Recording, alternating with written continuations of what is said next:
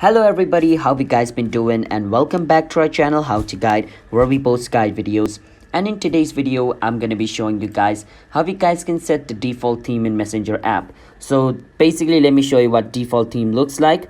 So let me just write a message over here to show you guys the color.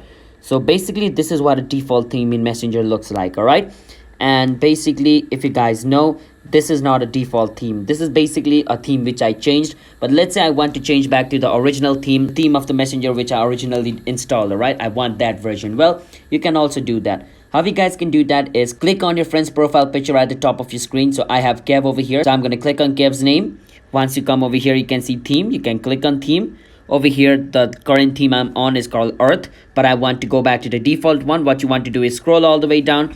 Once you're in all the way down over here where it says colors and gradient, from colors and gradient, tap the first option you get, this one over here. You want to click on it and click on select. Once you do that, you're back to the default one over here. As you guys can see, you can click on the username or like your friend's name at the top, Kev again, and you can see over here where it says emoji. You can also change the emoji to the like one. Once you click in emoji, you can see the like option at the top.